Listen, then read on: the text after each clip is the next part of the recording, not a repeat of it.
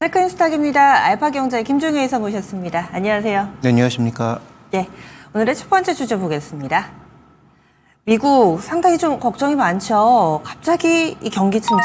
얼마 전까지만 해도 배드뉴스이지 굿뉴스 이렇게 이야기를 하더니 이제는 배드뉴스는 배드뉴스다. 이렇게 시장의 뭔가 해석이라든지 분위기가 확 바뀌었습니다. 어떻게 좀 적응을 해 나가야 될 것인지, 정말 그렇다면 경기 침체로 가게 된다면 이 시나리오에도 우리가 좀 대비를 해봐야 될 것 같은데, 이사님, 사실 저희가 이 시간에 뭐 맞추자고 하는 건 아니고 그게 뭐 의미가 크지는 않겠지만, 사실 지난주까지만 해도 이런 분위기 전혀 아니었을 때 계속 조심하자고 얘기를 많이 해주셨잖아요. 그때도 뭔가 시그널이 있었다고 보셨던 거죠? 그러니까 뭐 시그널이라기보다는 지금 현재 시장이 굉장히 쏠려서 온 건 사실이잖아요. 그렇죠. 너무 좋다 계속 최고치 쓰고. 네, 그렇죠. 뭐 분위기도 그렇고, 그다음에 종목으로 봤을 때도 엔비디아를 축으로 한 AI가 앞으로 커질 거다.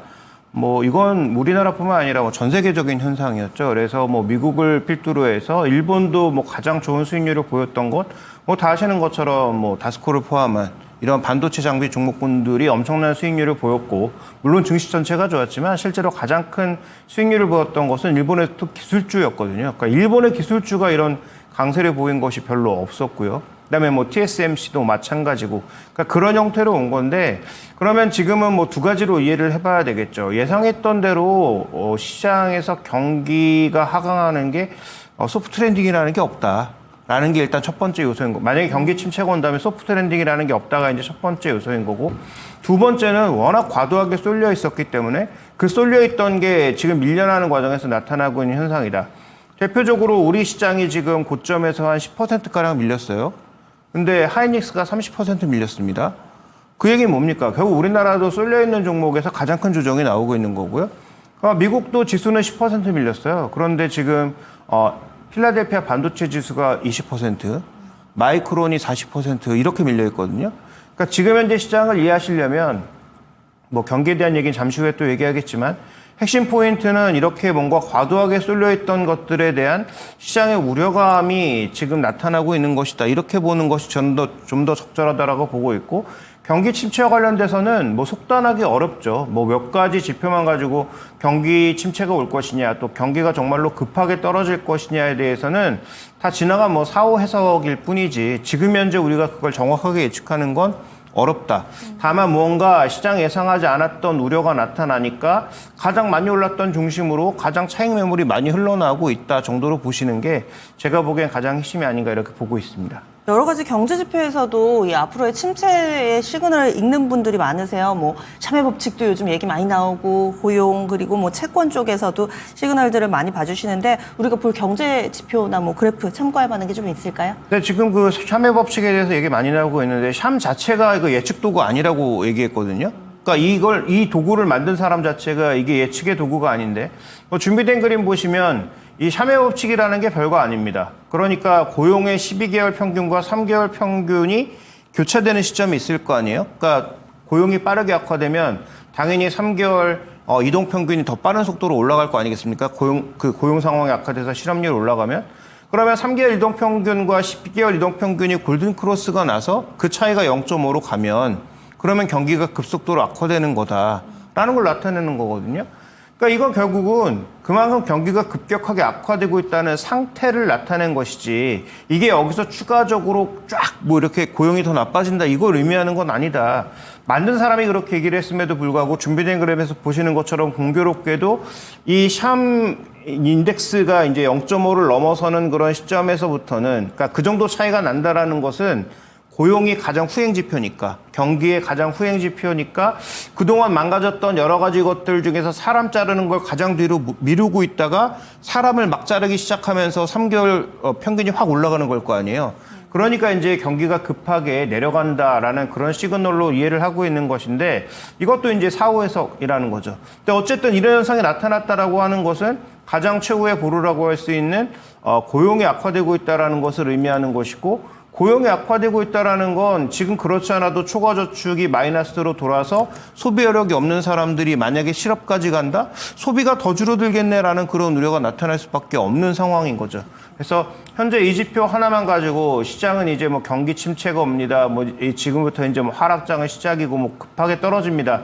이렇게까지 제가 보기엔 확대 해석하는 건 좀 무리고, 지금 현재 구간에서 어쨌든 많이 올랐던 종목군들, 그 다음에 AI에 대한 기대가 조금 뭔가 앞서갔다라는 그런 인식 때문에 관련된 종목군들의 흔들림은 조금 더 나타날 수도 있겠다. 이렇게 봐야 될 것 같고요. 그래서 결론적으로 경기 침체는 조금 더 지켜봐야 되지만 많이 오른 종목군들의 변동성은 여전히 증가할 수 있다라는 개념으로 접근하시는 게 저는 지금 상황에서는 가장 합리적 접근이 아닌가 이렇게 보고 있습니다. 네. 그래서 뭐 경기 침체에 대해서도 지금 당장 침체가 온다 막 우려하고 이럴 건 아닌데 많이 올랐던 종목군들 조금 더 조정 가능성이 열려 있다.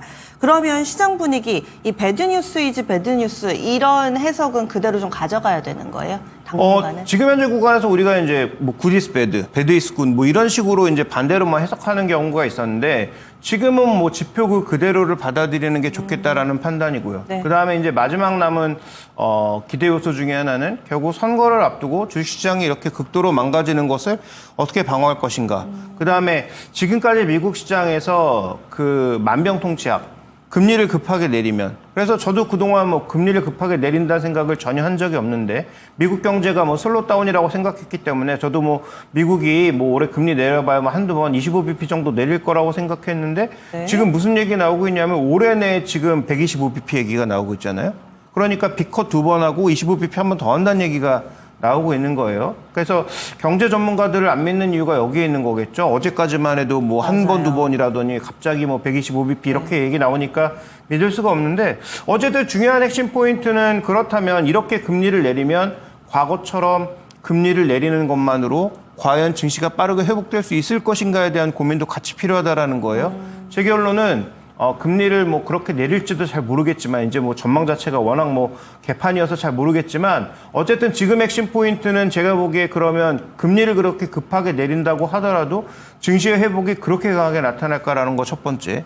두 번째는 이번에 만약에 증시가 회복될 때 또 AI 종목군들 중심으로 회복할까가 두 번째. 두 가지 다 결론을 내리기가 어려워서 제 결론은 현금 비중을 최대한 늘리는 게 좋겠다라는 것입니다. 네, 그러면 전략 측면에서 있어서도 방어적으로 당분간에 좀 이런 전략 취해 주시면 좋을 것 같습니다. 다음 두 번째 넘어가겠습니다. 지난주 후반 엔비디아 개별 악재가 하나 나왔습니다. 엔비디아의 블랙웰이 설계 결함으로 인해서 생산이 한 3개월 정도 연기가 된다라는 내용을 골자로 했었는데 엔비디아 주가는 실제로 많이 밀리지는 않았습니다. 그러면 이 뉴스 지금 상황이 좀 어떻게 되는 건가요? 그러니까 이 블랙웰의 특성을 여러분들이 아셔야 되는데, 그 이전까지는 엔비디아가 GPU를, 그래서 여러 가지 이제 병렬 요소들을 한꺼번에 처리하는 데 있어서 엔비디아의 병렬형 구조가 가장 좋으니까 GPU를 썼던 것이고, 근데 가운데 이제 연산 처리는 다른 칩을 그동안 써왔던 것인데, 이 블랙웰은 처음으로 엔비디아가 연산 칩까지 만든 거예요. 근데 엔비디아가 연산 칩을 만들 능력이 있느냐에 대해서 의구심이 조금 있었는데, 블랙웰을 자기들이 소개할 때 엄청난 연산 능력을 갖고 있고, 그다음에 전력은 더 줄어들고 뭐 이렇게 하도 자랑을 하다 보니까 이제 그러면 이제 시장이 진짜로 끝났구나, 엔비디아 천하 통일되는구나라고 생각을 했다가 여기서 이제 설계 결함이 나왔다라는 건 결국은 그동안 써왔던 GPU에 문제 있을 리는 없고 CPU에 문제의 가능성이 높다라는 거죠. 그럼 결국 정말로 엔비디아가 CPU에 설계하는 데는 뭔가 결함이 있거나 아니면 처리에 뭔가 문제가 있거나 둘 중에 하나겠구나. 그래서 엔비디아는 이에 대해서 코멘트를 아꼈지만 TSMC가 공식적으로 우리가 이제 생산을 뒤로 미루겠다라는 식의 코멘트가 나오면서 결국은 엔비디아, 그다음에 TSMC, SK하이닉스, 한미반도체로 묶여있는 이 축은 여전히 좀 흔들릴 수밖에 없는 게 아닌가. 왜냐하면 블랙웰까지 생각을 해서 이와 관련된 늘어나는 칩 양에 대해서 엄청나게 이제 공격적으로 산정을 해놨던 건데, 이 부분은 그러면 깎여 내려갈 수밖에 없는 게 아닌가. 그래서 지금 뭐 시장에서 3개월 얘기하고 있던 게, 그거는 뭐 설계 결함이 잘 해결돼야 3개월이라는 얘기고요. 설계 결함이 예를 들어서 쉽게 해결되지 않는다면 어떻게 될 것이냐.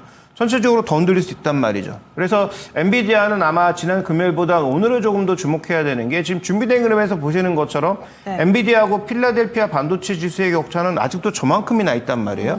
그러니까 둘 다 고점에서 빠진 건 맞는데, 엔비디아도 이번에 한 뭐 20% 넘게 한 30% 가까이 빠진 건 맞지만 그래도 여전히 저 정도의 수익률 격차를 보여주고 있다는 것은 엔비디아의 독점력과 그다음에 엔비디아의 전반적인 시장 장악력을 여전히 믿고 있다는 얘기인데, 그러면 다른 업체들은 어떻게 생각할까? 물론 겉으로는 AI 계속 투자할 거고 블랙에 우리 살 거다라고 얘기하겠지만 블랙에 살 건 사면서 주문한 것들은 사면서 계속 다른 생각하지 않겠어요? 얘네가 이 능력이 과연 있나 생각할 거고 그러면 다른 쪽이랑 빨리 뭔가 새로운 그림 열어봐야 되는 거 아닌가 생각도 할 거고 이 가격을 좀 후려쳐야 되는 거 아닌가라는 생각도 할 거고 너희 설계 능력도 없는데 뭐 이렇게 비싸게 받아라는 얘기를 당연히 할 수 있는 거 아니겠어요? 그래서 그런 요인으로 봤을 때 지금까지 일방적으로 끌어왔던 엔비디아의 천하가 뭐 끝날지는 우리가 여기서 단언해서 얘기할 수는 없지만 어쨌든 여러 업체들이 더 탈 엔비디아를 하기 위한 노력들은 가속화될 가능성이 높고 엔비디아의 그 CPU 개발 능력과 CPU와 GPU를 조합하는 그 설계 능력에 대해서는 앞으로도 좀 논란이 이어질 가능성이 있다. 이렇게 봐야 될 것 같습니다. 블랙웰 생산이 지연됐을 경우에 수혜를 볼 수 있는 회사는 뭐예요? 블랙웰을 대체할 수 있는.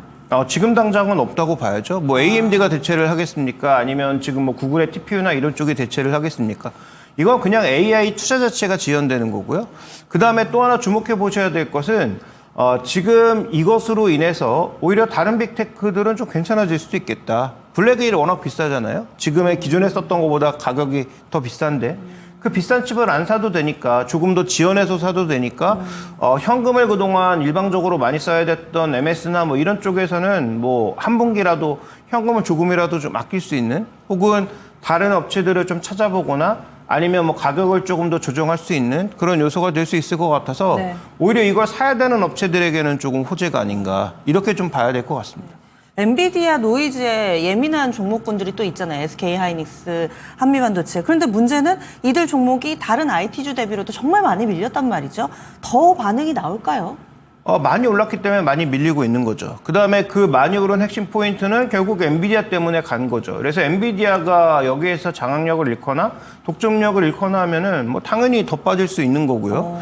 그래서 SK하이닉스에 대해서는 저는 뭐 18만 원 아래 정도에서는 좀 관심이 생겼다라고 말씀을 드리고 있는데 더 싸지면 뭐 신규 매수 입장에서는 좋을 수 있으니까 다만 이제 보유하고 계신 분들이 어떻게 판단해야 되느냐를 생각해 보셔야 되는데 제가 지난번에도 말씀드렸지만 지금 30만 원 이상을 바라보고 있는 증권사들의 목표가는 허황되다라고 그때도 말씀을 드렸고 지금도 마찬가지입니다. 하이닉스는 목표가를 확 낮추면 한 20만 원 초중반대로 확 낮추면 저는 뭐 지금 가격대에서 추가적인 조정이 나온다면 오히려 뭐 트레이딩 개념에서도 그다음에 뭐 장기 투자까지는 모르겠지만 어쨌든 중기 투자 관점에서도 매력적인 가격에 들어갈 수 있기 때문에 신규 매수를 고민하시는 분들은 뭐 추가적인 조정 시에는 뭐 매수 가능할 것 같고요. 다만 그 타겟을 전고점보다 훨씬 낮은 가격으로 잡는 것이 제가 보기엔 합리적이 아닐까 이렇게 바라보고 있고 한미반도체도 지금 뭐 밸류에이션 자체는 여전히 싸지 않은 상황이니까 아무래도 SK하이닉스, 엔비디아가 흔들리면 같이 흔들릴 수밖에 없는 입장 아니겠어요? 그 다음에 TSMC랑 묶여있는 상황이란 말이죠. 그래서 뭐 TSMC, SK하이닉스, 뭐 한미반도체는 뭐 여전히 흔들릴 때 같이 흔들릴 것이기 때문에 그 얘기는 뭐 뒤집으면 반등도 비슷하게 시작할 가능성이 높다. 뭐 그런 차원에서 종목들을 좀 묶어서 바라봐야 되지 않느냐 이렇게 보고 있습니다. 예. 그럼 삼성전자는 그래도 상대적으로 좀 덜 밀렸는데 이쪽은 어떨까요? 삼성전자가 덜 밀릴 이유는 오히려 그동안 엔비디아 들어가 있던 게 악재가 아니라 이제는 호재가 돼버린 거죠. 그리고 이제 후반기에는 뭐 들어간다라고 했는데 뭐 이것도 조금 더 지켜볼 여지 있겠지만 뭐 IR에서 그 정도의 자신감으로 얘기했다면 어쨌든 뭐 퀄통과는 눈앞에 와 있다는 얘기로 이해할 수 있는 거잖아요. 그래서 삼성전자는 뭐 상대적으로 조금 덜 빠질 가능성 정도를 여기서 보셔야지 뭐 삼성전자가 전체 반도체가 밀리는데 혼자 밀고 올라갈 수 있다 이렇게 보는 건 제가 보기엔 좀 너무 나간 게 아닌가. 그래서 대신에 삼성전자가 지금 2분기까지 실적이 좋았던 것은 레거시에서 좋았던 것이었고 그 축이 중국에서 나온 것이기 때문에 뭐 중국 쪽의 요소가 크게 줄어들지 않는다면 하단은 다른 종목군들보다는 좀 더 견조할 수 있다 정도로 보셔야 될 것 같고요. 그래서 뭐 신규 매수 관점에서 SK하이닉스가 낙폭과로 인한 트레이딩 매력은 조금 더 높다면 투자 매력은 저는 여전히 주가가 같이 빠졌을 때는 삼성전자 쪽이 여전히 높다 이렇게 보고 있습니다. 예, 알겠습니다. 다음 마지막 포인트 넘어가겠습니다. 시장이 좀 폭풍이 예고가 되고 있습니다. 이런 상황 가운데서 안전지대 많이들 찾으실 텐데 그러다 보니까 뭐 배당 얘기도 나오고요. 그리고 뭐 유틸리티 쪽 이쪽 그리고 통신 섹터, 뭐 필수 소비재 이쪽이 좀 대안이 되지 않을까 뭐 여러 가지 아이디어들이 나옵니다. 그러면 어떤 쪽 주목하고 계세요?